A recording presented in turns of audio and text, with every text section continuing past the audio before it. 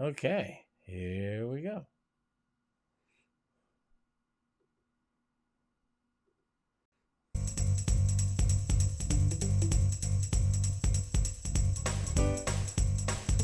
I need ribs to ease my day. I need to find time to cook them right. My papa said, can't hurry ribs. No, you just have to wait. He said ribs are And now, at your service, here to help you cook and eat like royalty is the barbecue whisperer and hedonism evangelist from AmazingRibs.com, the planet's biggest and baddest barbecue and grilling website, Meathead. boiled slabs must I stand before I find the crunch to let me live again. Right now, the only thing that keeps me. Well, and happy Wednesday and happy Fireside Chat, everybody. I got started as I usually do, just a few minutes earlier. And tonight I thought one of the things I'd talk about is if you're hosting a crowd for Labor Day or Thanksgiving, Christmas, whatever, some of the things to think about when you've got a crowd coming over. Some of you, I'm sure, are just cooking for yourself and your family or your spouse, but I'm sure a few of you have got a crowd to cook for. I do. And so I thought I'd touch upon some of that. But before we get too deep into that, and then, of course, we open it up for question and answer, Matthew is asking, I'll be smoking a butt the day of, but how do you do the crock pot reheat? We were talking about the fact that I smoke a pork butt and I bring it over in a crock pot. It's not a reheat. What I do is I'll smoke it. I'll get up early and smoke it. And then somewhere around 3 o'clock, I'll pull it and throw it in the crock pot at a low temp and give it a little bit of barbecue sauce. And then just bring the whole thing over with a pair of tongs and put the bottle of barbecue sauce next to it and a stack of buns. And I usually just do slider buns. And then they can make their own sandwich and add as much sauce or not. But you can reheat. And there's several ways. Microwave is a very good way to reheat. Now, I've got some pork butt that I did a week ago, and then I froze it. And I froze it in vacuum bags. And what I intend to do is reheat it in a sous vide bath. Now, by now, most people have heard about sous vide, but on the chance you haven't, let me just give you the 30-second summary. Sous vide is a technique of cooking where you put the food in a vacuum-sealed bag, suck the air out, and then you can put it in a water bath with a small heating element that heats it to the desired temperature. So let's say you want to do a steak and you want it medium rare, which is 130 to 135. So you cook your steak in this zipper bag or vacuum sealed bag, and you try to get all the air out. And you cook it for an hour or two is what it takes. And it gets up to 130, and it can't ever go beyond what you can't overcook it because the water is 130. So it can't go to 135. It can't go to 140. It'll never go beyond perfect medium rare.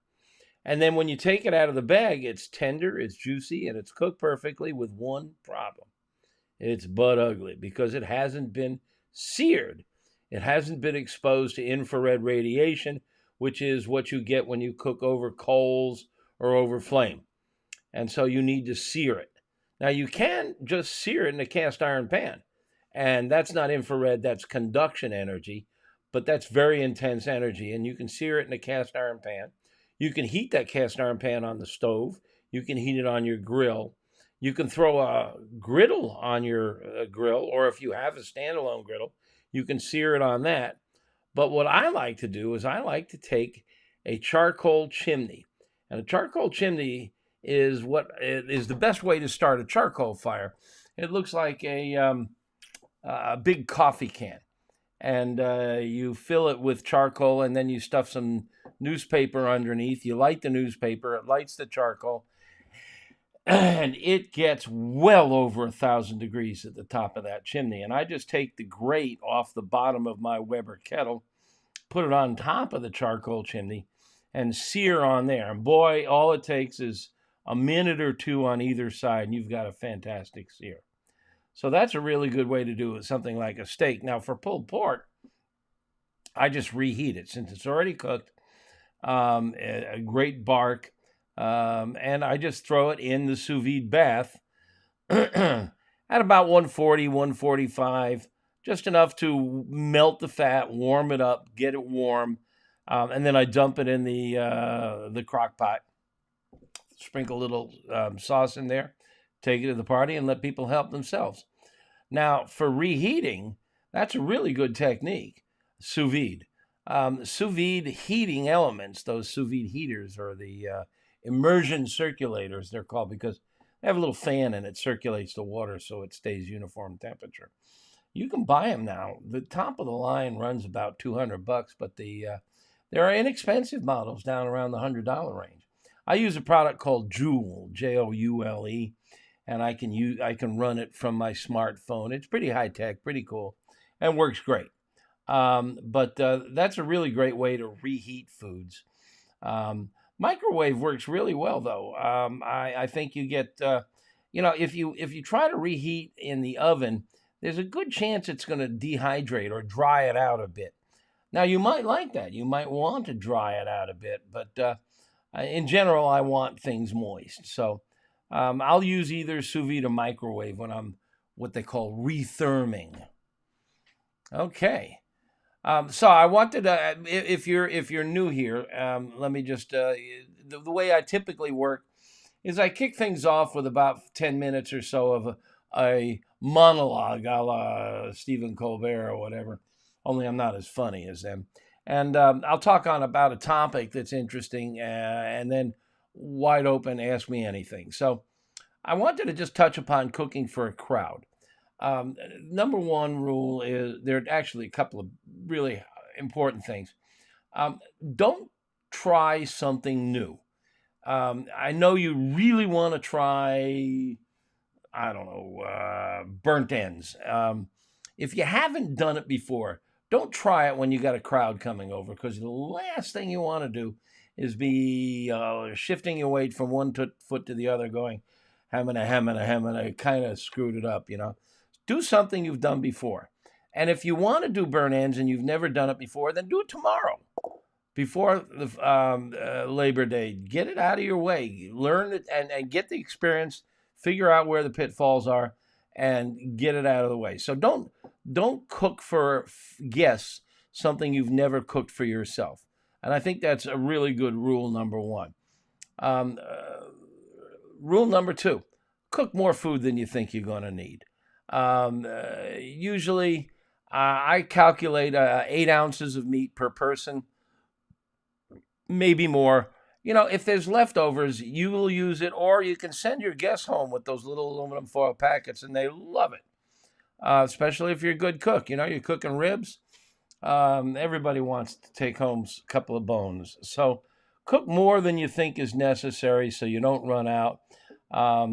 And I have an article on the website, AmazingRibs.com, called Party Planning. And if you go there and use the search, click on the little magnifying glass, type in Party Planning, it'll give you, I make some suggested quantities on how much to prepare if you're doing a salad, if you're doing meats and various foods. So go read that, and a lot of other good tips on cooking for a crowd. And also, if you don't have a good instant read thermometer, now's the time to buy them. There are so many good ones out there for under $30. There's some really nice ones for under $20. We have an electrical engineer who tests thermometers for us. He's got a special machine that calculates if it's accurate, how long it takes to read. He checks it against the specs. And then he writes a really good review. He tests it out in the field. And we have thermometer reviews for several hundred thermometers.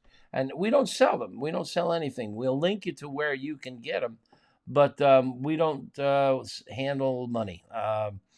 When we review products, we like to be independent. So you can see the thermometer reviews, and you really need to have a good instant read thermometer. And while you're at it, you should have a really good oven thermometer. And your grill or your smoker, they're just ovens. They're just outdoor ovens with lousy thermometers, a lousy temperature control. I mean, your indoor oven has a thermostat controller. Some grills and I mean your pellet smokers now, they all have thermostat control, and that's a really nice feature. But a charcoal grill usually doesn't. Now you can buy gadgets to attach to a charcoal grill that will control the temperature, and they're really cool. There's one called Spider, I think it is, that I'm really impressed with. I've got one on my Weber Kettle, and we review them. So go to AmazingRibs.com, and you can look up the in the thermometer section, look for thermostat controllers, and you'll find our reviews of a whole bunch of those. They're handy if you've got a charcoal burner. And I'm aware of a couple of gas grills now that are coming out that have thermostat control. I can't remember their names. Max Good, who is our full-time grill and smoker tester, has tested a few. But that's, I think, something coming up on the horizon, and I think it's long overdue. We have thermostat control on our indoor oven. Why can't we have one on our outdoor oven? So that's some thoughts about this weekend coming up if you've got a crowd coming over. Let's see if we got some questions here.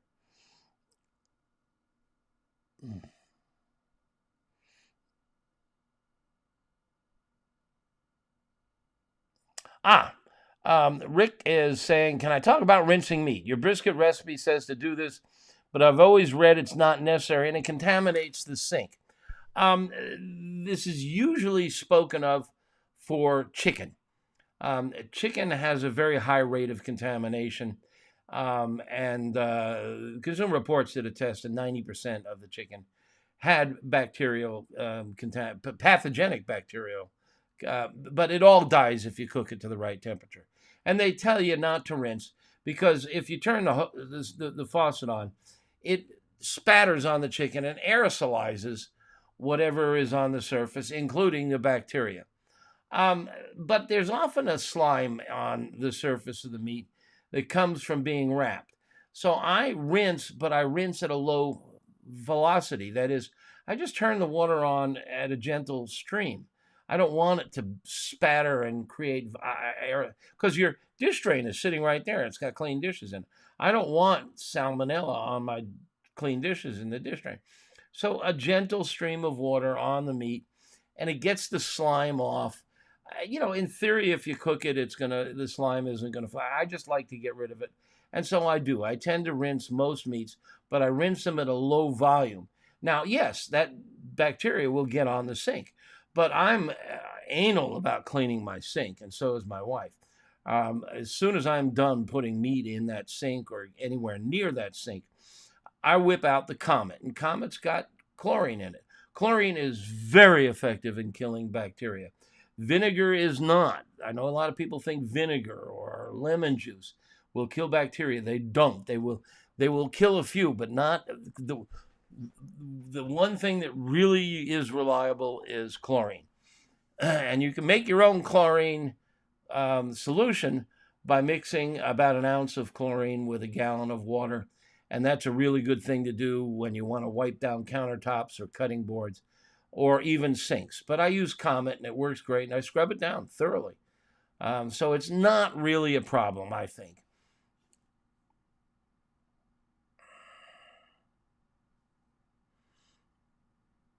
Oh boy. Meathead, what would you do for a patio-sized reverse flow offset smoker, Lang or Shirley?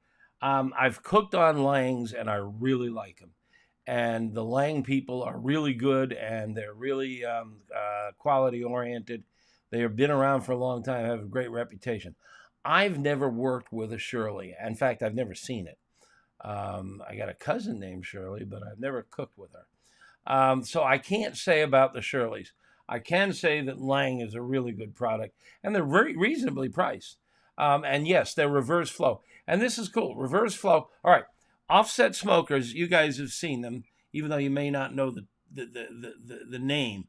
It looks like a barrel laying on its side.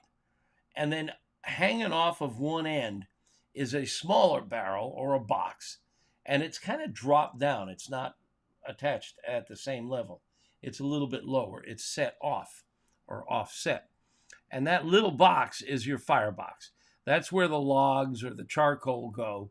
And then the heat travels from that firebox into the big barrel, which is the food chamber or the smoke chamber, and it cooks the food. Some of the designs, like the Langs, are what's called reverse flow. Instead of that smoke entering the food chamber immediately, it is channeled through a duct beneath the food to the opposite end, where it now comes up into the cooking chamber and travels back towards the smoke box. But it's above the smoke box, and the smoke can't get back into the firebox. It can't get back in there.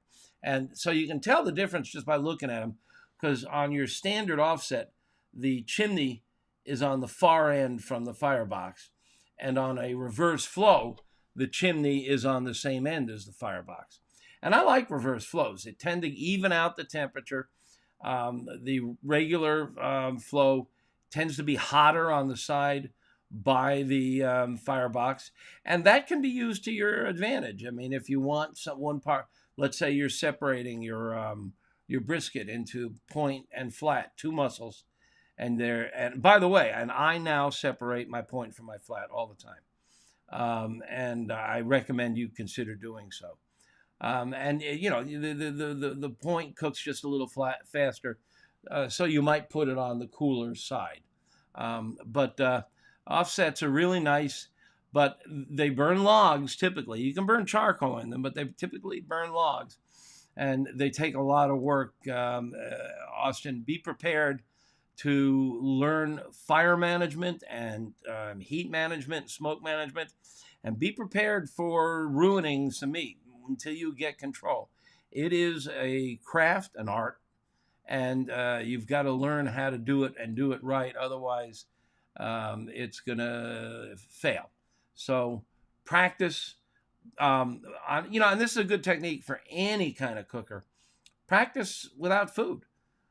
Charcoal grill, gas grill, offset smoker, fire it up, put your thermometers in there so you see what's happening, and just run for a couple of hours and see how quickly the temperature drops, see if it stays level, measure it on a gas grill, measure the temperature from one end to the other. If you look at the reviews Max has done on gas grills in particular, he takes a whole loaf of sliced white bread and puts it all down on the grates on a gas grill and fires it up, and you can see where the hot spots are. And there are almost always hot spots, and it's good to know, because you might say, oh, I'm doing a bunch of chicken thighs, and these guys here in the front are just not cooking as fast as the ones in the back. And so you can move them to the hot spots. So that's a really good technique. Do a couple of semi-cooks without food.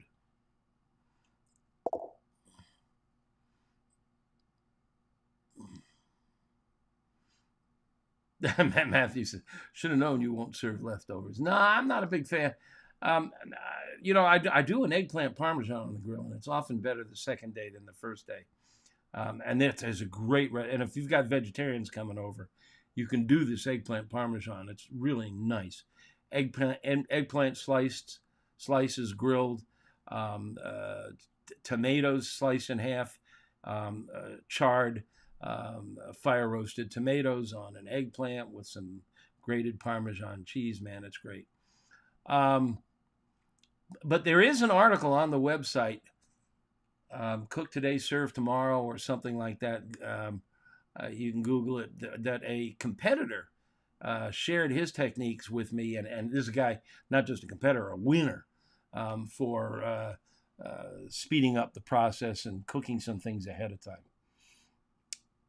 Okay, I'm hearing rumors that setting a pellet smoker at 190 will give you more smoke than a 225. Any ideas if this is true? Yes. They're just not 190 and 225. The amount of smoke from a pellet cooker is related to how effectively and efficiently the pellets burn. At higher temperatures, the pellets burn very efficiently and thoroughly and create less visible smoke. And the taste of it is just as good, if not better, but you don't see as much smoke.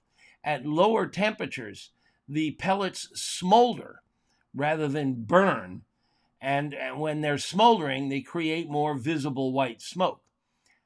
So the lower the temperature on a pellet smoker, the more visible white smoke you get.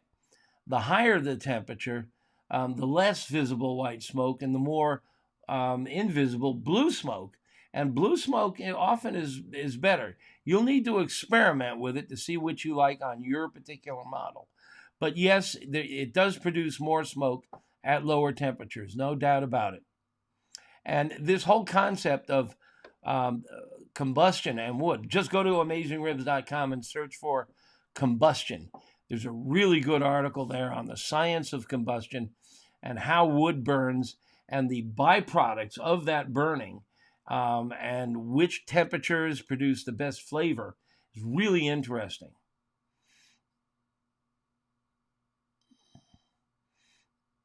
Yeah, okay. Austin's talking about the offset he's thinking about buying. Coming from a pit barrel.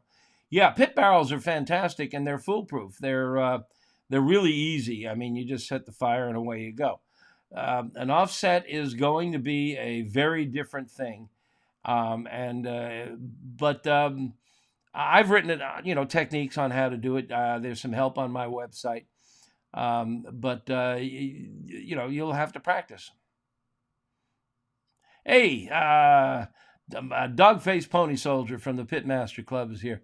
He is, we have 2,000 pages on the website that are free. And we have a membership portion of the website called the Pitmaster Club, which is only $35 a year.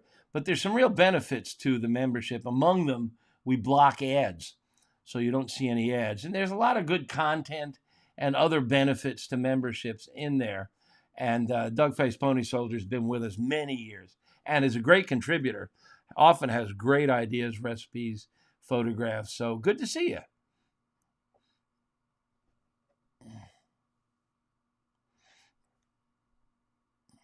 Okay, what do I recommend for grilling on a charcoal Weber kettle for a group of 30 to 40 people? Okay, that's going to be tricky. You're going to have to cook in batches. You can't... First of all, whenever you're cooking on a charcoal grill, you really should set it up in 2 zones. That means you've got all your charcoal pushed to one side, and the other side has no charcoal. And most of the cooking is going to be on the side without the charcoal. That's warm convection air, and it's gentle, and it's going to cook gently, and you're going to get more juicy food. But when you're ready to sear, when you want a good dark crust, or for chicken, when you want to crisp the skin, then you move it over the charcoal where you're getting infrared radiation. And that will crisp the skin of chicken or brown the surface of a steak. But whenever you do not just spread charcoal across the bottom of your Weber kettle, because then you've lost temperature control. And cooking is all about temperature control. Do it in 2 zones, then you've got temperature control. Things that are cooking faster can be moved around. So you're going to have to do a couple of batches. Now, the question is, what do I recommend? You've got 30 or 40 people. I mean, do you want to serve just hamburgers or just hot dogs or just chicken? Probably going to want to do a variety, maybe hamburgers, hot dogs, and chicken. Now, if you've got a group of 30 or 40 people, you could do a brisket, and you'll get enough for maybe 15, 20 out of a brisket. But that's a 12-hour cook, and then there's no time to get another one on. That's kind of what I'm doing. I'm doing on Labor Day. I mentioned earlier before we started officially, I was talking with a couple of the guys who got here early. Um, I'm cooking for a party of about 30 or 40 people. And we have an inexpensive gas grill and a Weber kettle. It's not at my house, it's at my neighbor's house. And these 30 or 40 people are all musicians. Oh, what a great party. They all sit in a big circle and they play. And it's just tremendous and a lot of fun. All string instruments. I absolutely adore it. And since I play no instruments, I'm the cook. And they stick me in front of these two grills, and I cook my ass off. But we get a lot of food. So I do hamburgers and brats and chicken legs usually, and then there's a chicken a section of the chuck that goes on the chuck roast beef that goes on the Weber kettle, and we churn out a bunch of food. Everybody gets fed. Nobody leaves hungry. But it's more than just a Weber kettle, and it's going to be tricky. Al is asking if you're cooking on a regular 23-inch or 22-inch kettle or the new King Ranch. I'm assuming since he said Weber kettle, he's talking about a standard size Weber kettle, 22-inch. Be prepared to cook in batches, and here's what you might do. Let's say you're doing chicken, hot dogs, and hamburgers. Let's just say hypothetically, okay? Cook the chicken first. It'll take a little longer. Cook it on the indirect side until it gets up to about 150. Then move it over the direct infrared side and get that skin crispy. And then put it in a pan and pop it in the oven indoors. And just hold it at the lowest temp you can. And now move on to the hamburgers or hot dogs, which are going to be much better served right off the grill. Chicken is good after it's been in the oven, so it's not a problem. But hamburgers, you got to come right off the grill onto the bun. So you can get a bunch of hamburgers. Your typical burger size is about 4.5 inches. So I think you probably get 15 or 20 at a time. And if they're not too thick, you do them in batches. You get 15 to 20, off they come, next ones go on, and you should be able to manage that. Throw some hot dogs. They can go right over the hot side, but you got to watch them. They'll burn fast. So you've got to do some juggling, and it's tricky, and I would recommend you limit yourself. Maybe just do chicken and burgers. Don't make your life too complicated. Leave the hot dogs or the bratwurst out, especially if you're just limited to a Weber kettle. Now, if you can get a friend to bring over another grill, now you're cooking. Pardon the pun. Okay. Mark is asking, Grill Mark Company. That sounds like a grill business. What's my favorite grill to use the majority of the time? I have one of everything. And I have certain things that I absolutely love. I will confess, it's just my wife and me that I use the Weber kettle mostly. It's, a good size for two people. I like the taste that charcoal creates. I've learned how to use it well. I have an insert that goes in the Weber kettle called the Slow and Sear, and I highly recommend the Slow and Sear for anybody cooking on a Weber kettle, Justin. It's called the Slow and Sear. Go to our site, look it up. I write about it, explain how it works. But it helps you set up the two zones. And it works much better than the Weber parts. But I also have a really fancy, expensive gas grill that has those ceramic honeycomb infrared burners. And they're amazing. This is what the steakhouses use. They get 800 to 1,000 degrees. And I'll do things like lamb chops and steak on that sometimes when I want to get a really good sear, or if I come out of sous vide and I want to get a quick sear. I love cooking on that. I have a Hasty Bake. Hasty Bake makes my favorite charcoal grill. Instead of being round like a kettle, it's rectangular. So when you set up in 2 zones, it's really easy to set up in 2 zones. And that rectangular surface is large, and the charcoal tray is large. So I can really control temperature. And the secret to it is I can raise and lower the charcoal tray. So if I want to control temperature, I just get the crank and lower the charcoal tray.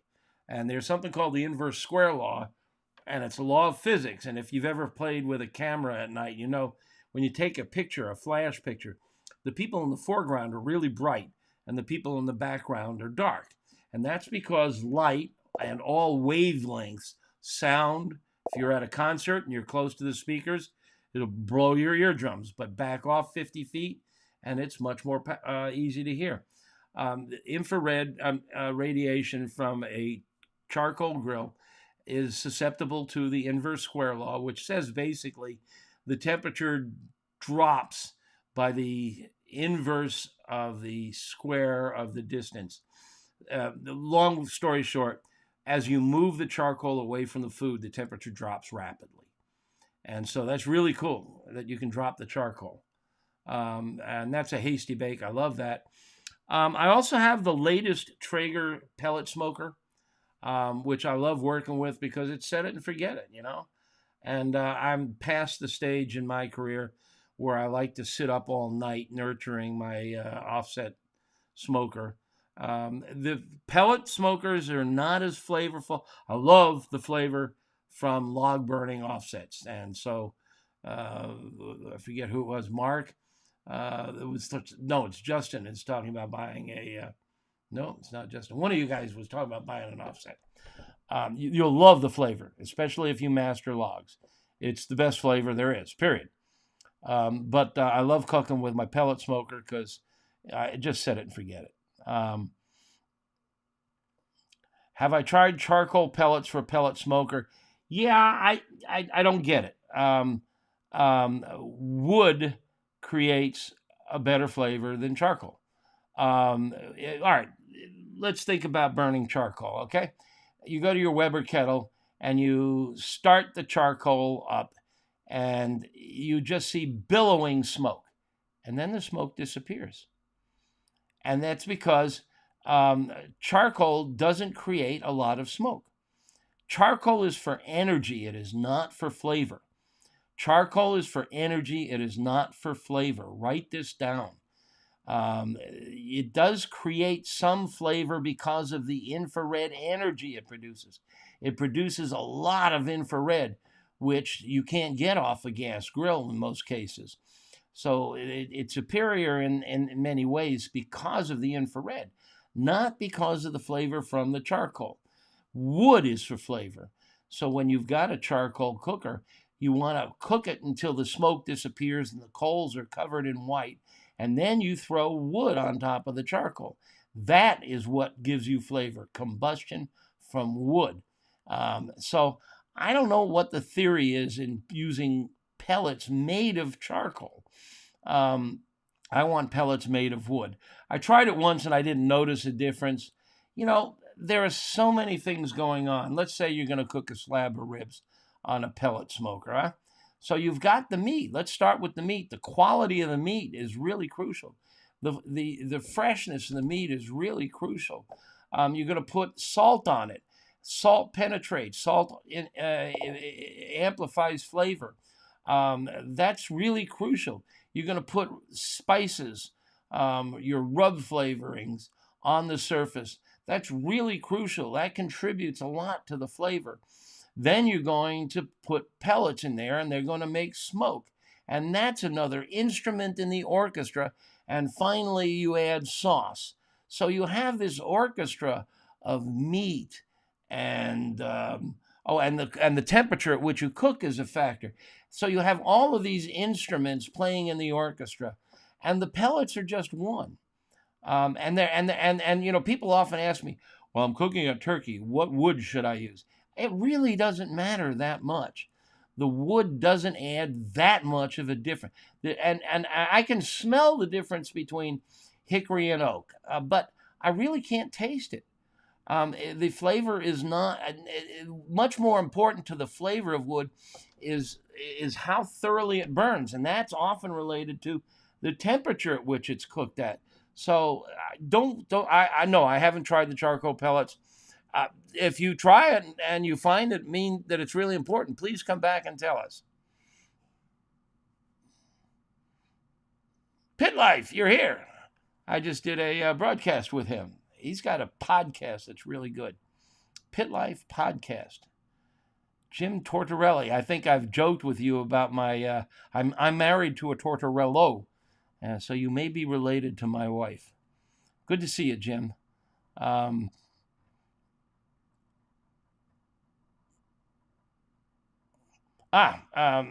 Dwar is saying he's thanking me for talking to him about Josh Ozersky. Josh Ozersky, he was a great guy and a good friend, and he sponsored a major meat fest in New York, and he wrote great restaurant reviews, and he had a great sense of humor, and he wasn't intimidated, and he wasn't sucked in by the snobbery.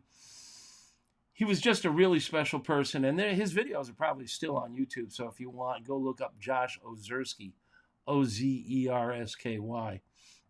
But Josh was in Chicago for the James Beard Awards, which were held in Chicago, and I wasn't planning on going. They're very expensive, and I was working on a project with a deadline, and I couldn't make it. And he texted me that night and said, let's get together for a drink. And it was late, and I'm an old man, and I begged off. I said, Josh, thanks. I miss you. I wish I could. I'll take a pass. The next morning, he was dead. He dropped dead in the shower. You talk about going through life with regrets. I'll never forgive myself for not going to see him that night. Super guy, and died much too young. Very sad. Great guy. And Jim, that's right. You just reminded me we met at Wanamaker's in June. You're right.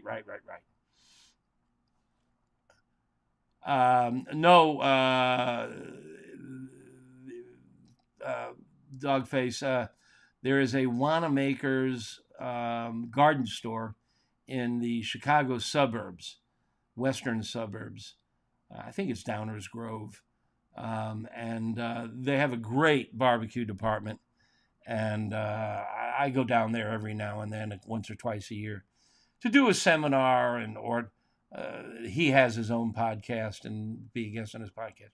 And I did a seminar there in June, and Jim was there, Jim Tortorelli, and a bunch of other really good folks. It was a lot of fun. So I think I've got all the questions that have come in so far. It's 8:07. We'll usually go to 8:30. So you better keep me talking, guys. Got questions? I'll try to have answers. If I don't know the answer, I'll make something up. Oh, you're thinking about it. What world's largest gun show, Wanamaker's in Tulsa? No, I don't believe there are any guns at this store. Maybe the smoking gun. I don't know if you've seen those things. It's it looks like a hash pipe. It's got this little tiny bowl, maybe the size of a thimble, and you put sawdust in it and a motor that sucks air through the bowl so that it glows and it creates smoke, and it blows the smoke out of a rubber tube. And they're really kind of cool. I've done scallops with them. I put scallops in a baking pan, put the tube in the baking pan, and then cover it with plastic wrap. And it blows smoke in there and gives it a very gentle smoke flavor. Also a great way to do cocktails. And by the way, if you're a member of the Pitmaster Club, you know that I've done a half a dozen ebooks, and they're all available on Amazon. I've done one on turkey, on brisket, on ribs, steaks, and I'm working on one on cocktails right now. It's a lot of fun. Yeah, Smoked Whiskey Drink says, you'll enjoy this new deep dive guide that I'm working on, Dogface. It's all cocktails, and I'm working on it now.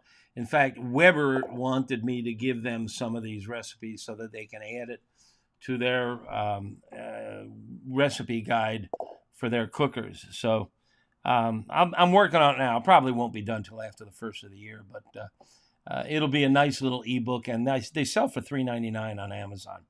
And it'll probably you may know I just finished a new book. It'll come out in spring, and the publisher asked me if we could give away this cocktail ebook to people who pre-order the new book. So that may be the case too.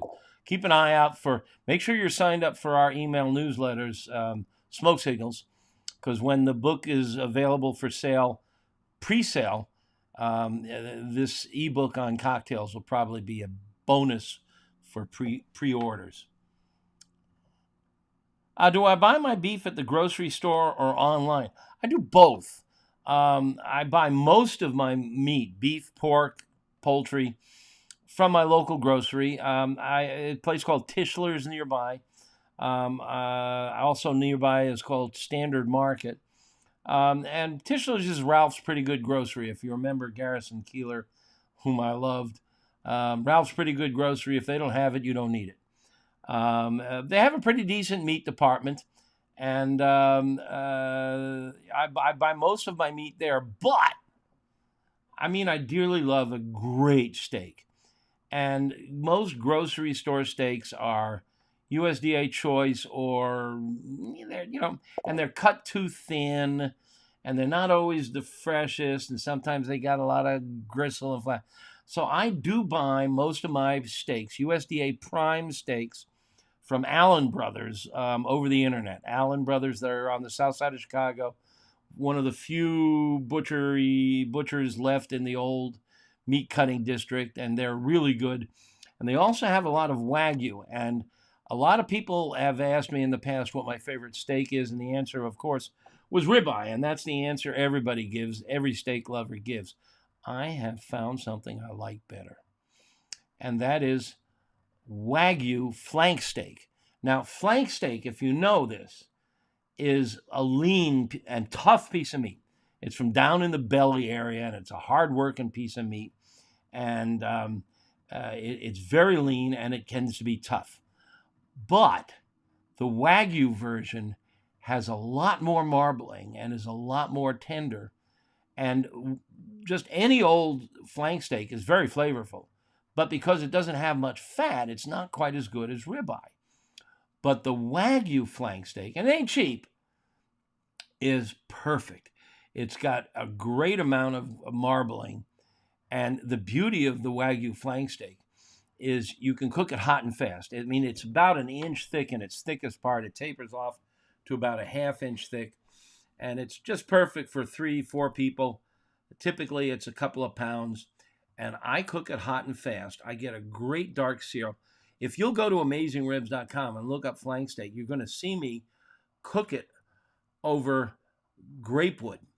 What I do is I load up my Weber kettle to the very top with little trimmings of grapewood. They're no thicker than my pen or a pencil. And I just fill it up with dried grapewood. I have some grapevines on my property, and I prune them every year. And I fill the kettle with the grapewood. I light it from below, and I get like an 8-foot flame. And it quickly dies down, and it glows at the bottom in embers at 800, maybe 1,000 degrees. Rare and hot. And it stays at that temp for only about 20 minutes, and then it goes out.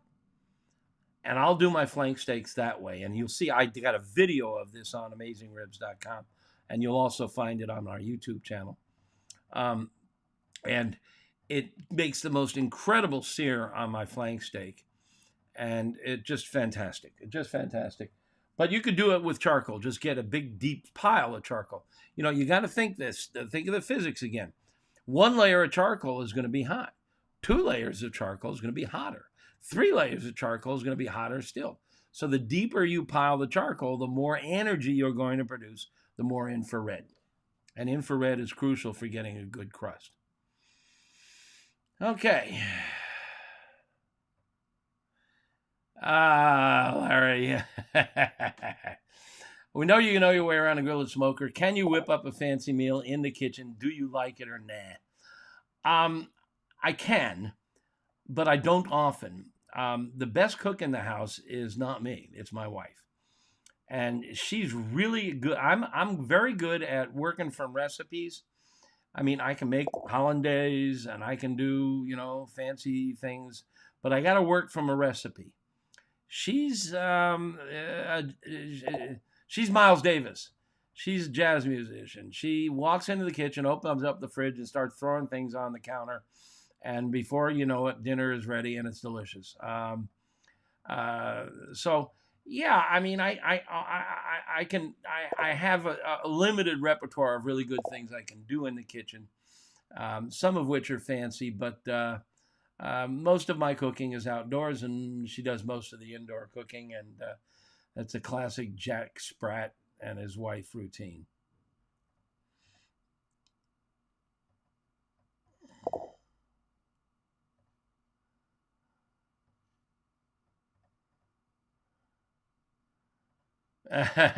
Scott, I take it Dogface. You might be a member of our Pitmaster Club. He said you're creeping up on his repertoire: pellet, Kamado, kettle, and gas. Shopping for the good idea for what I'm missing. Looking at the El Patron type. Pizza oven. These pizza ovens are really nice. I've got an Uni. Excuse me. And you can broil in them because these pizza ovens, the flame curls around the top. That's the way the classic downtown pizza ovens work. You pile the logs off and the flame curves around over the top. Now the floor of the pizza oven is hot, and that's what cooks the bread or the crust. But the flame curling over the top is what cooks the sausage and heats up the wet stuff and melts the cheese. And if you look inside a commercial pizza oven, you'll see there's a flame over the top. Well, these little home pizza ovens that are on the market now, and there's 100 of them now. Uni is one of the better ones. They do that, and that means you have a backyard broiler. And you can broil, which means you can cook from above. And that's great for melting cheese, like I do an eggplant parmesan with grilled eggplants and fire roasted tomatoes and then cheese on top. And you can pop it in the pizza oven to melt the cheese. It also is great for broiling a steak. And it's really hot and you've got a flame. So that might be your next move. And, they do pizzas pretty darn well. I mean, you can knock a Neapolitan-style pizza out of one of these things in 2 minutes or less. They're really good. Dogface, you sacrificed your gasser? They come in handy. In fact, I was just over at my brother-in-law's the other day, and he had a Weber Genesis, and he cooked some pork chops, and I would have sworn they were cooked over charcoal. They were that good. Sous vide or smoker for steaks. I did the side-by-side. I did a reverse sear ribeye and a sous vide ribeye. And they were both good, but they were different, and here's the difference. The sous vide ribeye was a little more tender and a little more juicy. The reverse sear was a little chewier, just a little less juicy, but the crust was better and it had more flavor from smoke. And this was on a gas grill, by the way. It had more flavor than the sous vide. I will tend to go for flavor. So I preferred the grilled version to the sous vide version. But I do the sous vide all the time. In fact, I was a guest speaker at a sous vide conference last year, and I did sous vide for like 100 people, and finished it on the charcoal chimney, and they went nuts. They all loved it. And there's been a restaurant that it just closed, Smoke Barbecue here in Chicago, really good barbecue restaurant, opened a steakhouse, and they were doing something really nice. They were smoking their steaks, then bagging them and sous videing them. And then when you ordered it, they'd pull it out of the bag and sear it in a cast iron pan. And they were pretty darn good. I would have done it in a different order. I would have sous videed them first, then smoked them, because the smoke flavor tends to wash off in the bag. But they were really good, and I had the best skirt steak I'd ever had there. Outside skirt. By the way, skirt steak, 2 cuts, inside skirt and outside skirt. Outside skirt's the better cut. It's a little thicker, a little more tender, a little more juicy.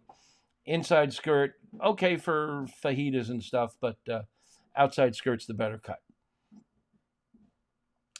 Yeah, Ali is saying he likes, or she likes the uni the best from Edinburgh, Scotland. Yes.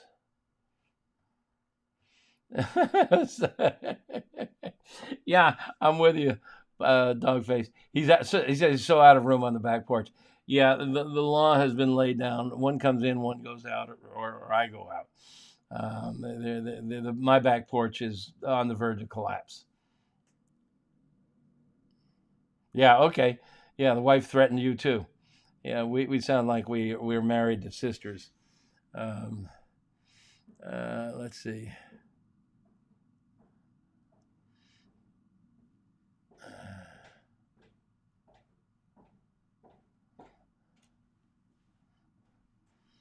Okay, I think I've gotten most of your questions. Troy, it's great to catch you live too. How are we doing with the questions? We got about another 10 minutes before I pass out. I'm getting old, I got to be in bed early. Hit me with your best shot, guys.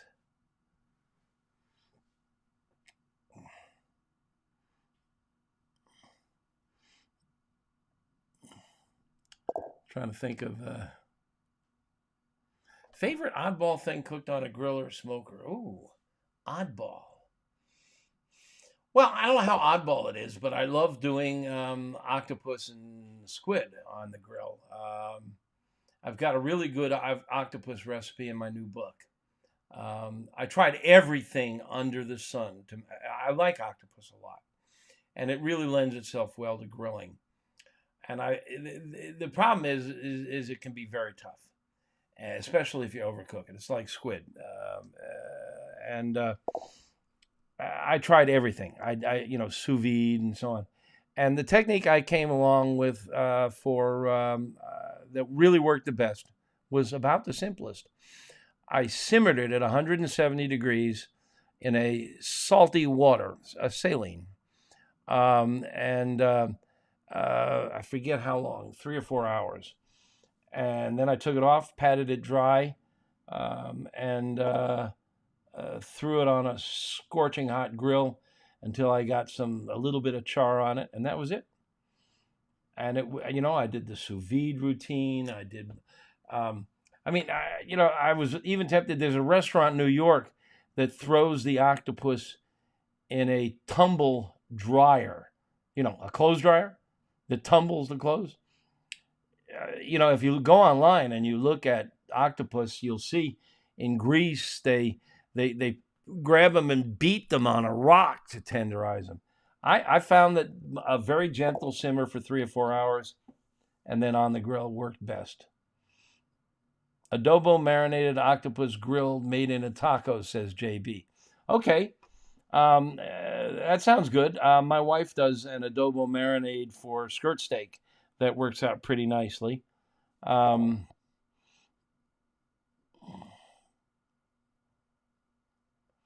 you're correct. Scott says it's right across the lake from Husky, who runs our Pitmaster Club, lives straight across the lake from me, and he said he's lost power for like 12 hours or more, and it may not be another 24 hours till he gets back on. Those of you around the country, the Great Lakes, Illinois, Wisconsin, Minnesota were clobbered, and I guess Michigan too, clobbered yesterday by a really nasty storm. We were driving home from someplace, and it was lightning all around us. All around us. I'd never seen anything like that.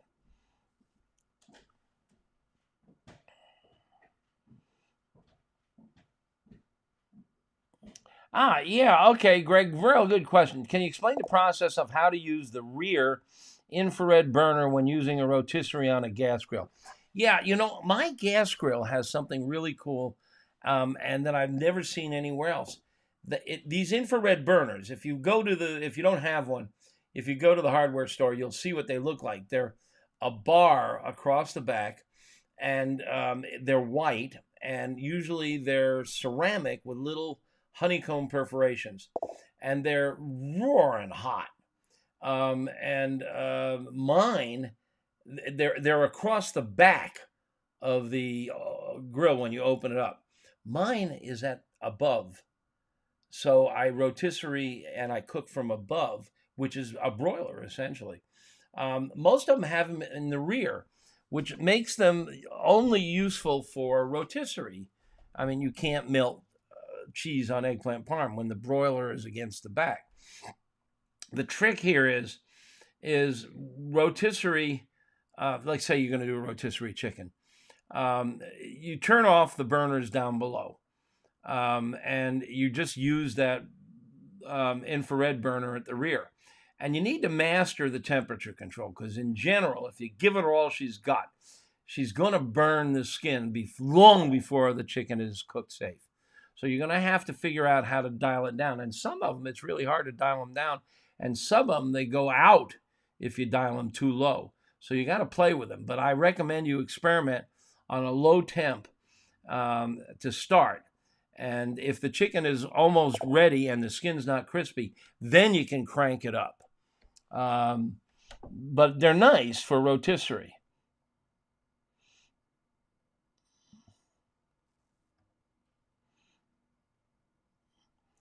Rick. Okay, Rick, you pushed my button. Sticking a beer can up a chicken's butt is the best way to cook a chicken. Changed my mind. Okay. Well, I'm going to ask you first to go to AmazingRibs.com at some point and Google beer can chicken, because there you will find a thorough discussion of why, although it looks really cool, it is not a good way to cook chicken. First of all, beer tends to be bitter. Do you really want your chicken to taste like beer? Second of all, not to worry, because the beer is not going to get into the chicken. Now, your chicken is done at 160 to 170, 175 or so. What temperature does beer boil at? 212. I mean, it's 90% water, right? It boils at 212. So you take that chicken and you stick a beer can up its butt, and you have made a chicken koozie. You now have a insulated can of beer. It cannot, under any circumstances, get any warmer than the chicken. And if the chicken comes out of the fridge at 40 degrees, then the beer can can't get any hotter than 40 degrees. Now, if you take it all the way up to 165, 170, that's a good temperature. Now your chicken is done and it's juicy. And your beer is 165 or 170. It's not boiling. Weigh the can before you put it up the chicken's butt, and then weigh the can when you take it out. It actually weighs more when you take it out. You know why? Because juices and fat drip into the can, and fat floats on top of the beer. So even if the beer boiled, it couldn't escape through the layer of fat on top. And if it did, where's it going to go? It comes out the top of the can, and it hits the shoulders of the chicken. There is no way on earth it can travel through the chicken into the breast, into the thighs, into the legs. There are no interstate highways in a chicken.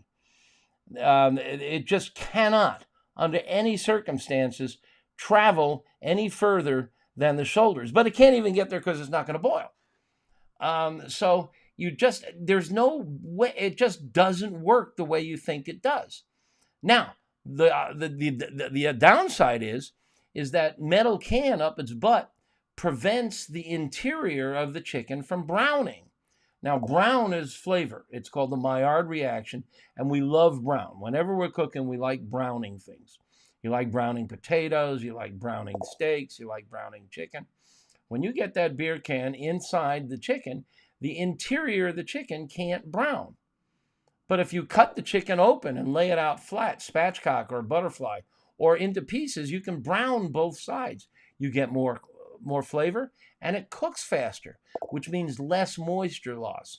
But with that beer can up its butt, you have now created a giant bowling ball, a thermal bowling ball that is essentially one unit. Just because it's a beer can, the beer behaves just like the chicken, because the chicken is 75% water.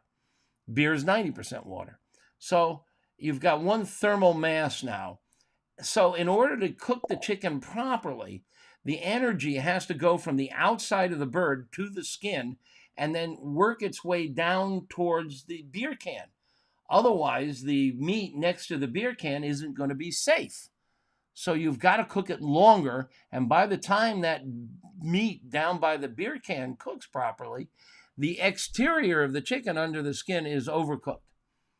Now, I go into great detail, and I show you the experiments we did where we weighed the beer can and where we put the thermometers in it and everything. It looks cool, and it's wonderful. And you know why? Because it's a roast chicken.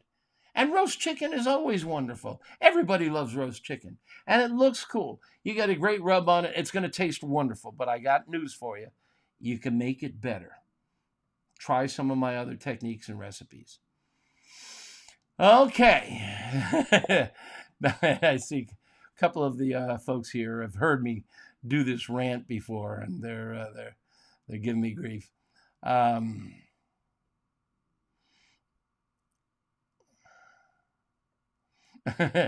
Scott says, why a gas grill? Asking for T-Rock 21. Gas grills are just convenient. You know, there's times when you come home from work and you want to do a couple of burgers, and if you got a gas grill, it gets good and hot. Bada bing, or hot dogs. I love hot dogs. Oh, my. Oh, here in Chicago, there's a restaurant called Duck Inn, and their specialty is duck. And I went there with Kent Rollins. You guys know Kent Rollins? If you don't, you should. Well, go check him out on YouTube. Kent is the cowboy cook. He is a legit cook who cooks in a chuck wagon, and he used to follow the cattle drives all over. He's cut back to one cattle drive a year, but he's making a good living with YouTube videos, and he knows how to cook, and he cooks on this chuck wagon, does a lot of cast iron cooking. He's really talented. He was in town, and we went to dinner at the Duck Inn. And he confessed after dinner he hadn't had duck in years. And we loved it. It was marvelous. And they make a hot dog that's a blend of beef, pork with duck fat. And I bought some. They're fat, natural casings, and they're awesome. I don't know if they're available anywhere outside of Chicago. I know some of the grocery stores around here sell them. But I love hot dogs. And you can cook a hot dog really well on a gas grill. No, Allie, I'm not going to do that.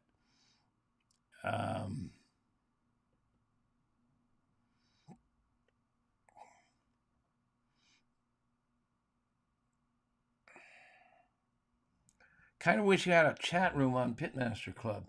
Well, that's interesting. I mean, we could do that. You mean for live conversations like... I mean, it's not enough to post and wait for responses. You know, I'll let me make a note here. Pencil and pen.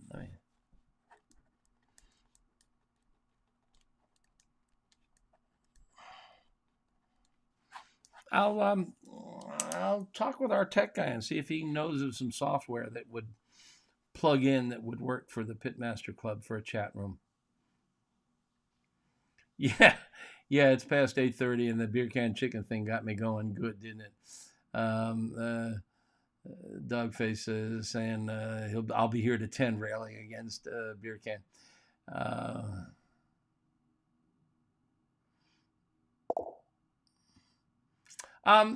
Steve LaCour is asking, speaking of chicken, how do grocery stores get flavor in other rotisserie chicken? They're almost always moist and tasty. Well, there are a couple of things. First of all, rotisserie tends to be a moist method of cooking. The juices, instead of dripping off into the fire, tend to roll around on the chicken. So there's a little less moisture loss. They The key to moist chicken is really simple. Don't overcook it. And, I think 160, USDA says 165, but I'm not going to go into great detail. 160 is fine. You're safe. Just, use your digital thermometer and don't overcook it. A lot of people think that brining really makes a difference. I don't think they wet brine, but they salt the chicken, and salt, dry brining. And by the way, I'm pretty sure I was the person who invented the word dry brine. Dry brining, which is just sprinkling salt on the meat. It penetrates the meat and goes deep inside, and it alters the protein. It's called denaturing the protein. And it helps the protein hold on to moisture. So I would suspect that they salt it rather than submerge it in a brine. They may inject it. A lot of food now is being injected at the factory. If you look at pork loin, for example, turkey, all your turkeys have been injected, all of them. So they're probably injected, and they inject with a low-level brine solution, or sometimes there's a product made of something called phosphates, which helps hold on to moisture. They may be using phosphates. Read the label, see what's in there. JB says he met Kent Rollins at the Hatch Chili Festival last year. Yeah, Kent is a really special guy, especially in the barbecue world. And we just added, if you're a member of the Pitmaster Club, we have 10 new videos from him. We just added 120 videos, broadcast quality videos. They're fantastic. From Kent Rollins, Myron Mixon, Harry Sue, Matt, what's Matt's last name? Got him. Old man drawing a blank. Some really great 120 broadcast quality videos from tip-top pitmasters, and it's all free to the members of the Pitmaster Club for this year. Next year, we're going to start making some of them available to the general public. But right now, they're exclusive to our members, and I think that the Kent Rollins videos are just marvelous. Yes, Steve, I think you're right. I think they're probably injecting. Steve, you've been here before. I recognize your name. Thank you for coming.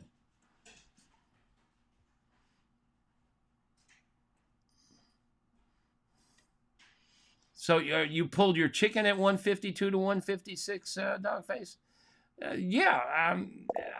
think at 152 to 155, they're a little stringy to me, a little greasy, but you can do that. Oh, you pulled the meat off for chopped chicken. Yeah, okay, juice running everywhere. Sure. I mean, the thing is, basic rule in meat, the hotter you cook it to, the less juicy it's going to be, because that juice evaporates, and some of it, which is full of myoglobin, solidifies and clings to the muscle fibers, and so it's less juicy. That's why a well-done steak is dry. Yeah, Matt Pittman. Thank you, Matt Pittman. Why I'm drawing a blank. He's really good, and we've got about a dozen videos from him. Tuffy Stone. We got Tuffy Stone too. They're just it's a stellar lineup, and we just made them available. We bought the website. It was a website that was all video, and we bought the website and gave it to our Pitmaster Club members. A lot of cool things for the Pitmaster Club. Okay, well, we've been at it for a little more than an hour, and being the old man that I am who needs his sleep, and I have a busy day tomorrow. You know what I'm working on now that's kind of fun? I turned in the manuscript for my book last month, and the copy editors sent it back, and I'm done looking that over. And now it goes to layout and design, but I'm working on a cocktail, smoke and fire cocktail book. And it'll be an ebook, and that'll be a lot of fun. And I'm having fun fiddling with it and tasting the cocktails. Okay. Well, that's we've covered a lot tonight, and I thank you for your time and your attention. And as usual, we'll be back next month. Same thing, last Wednesday. I don't know what we'll talk about. Maybe we'll talk about couch gating or tailgating or something like football season. I'm a football fan, and I'm looking forward to watching both my Bears and my Gators this year. And maybe I'll feel different in a month. So thanks for your time, and hopefully we'll see you next month. And have a great Labor Day, everybody.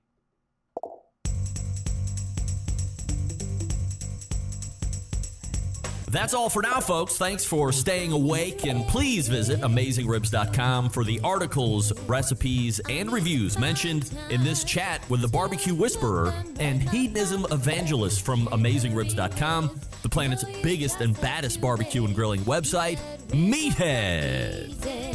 It's a game.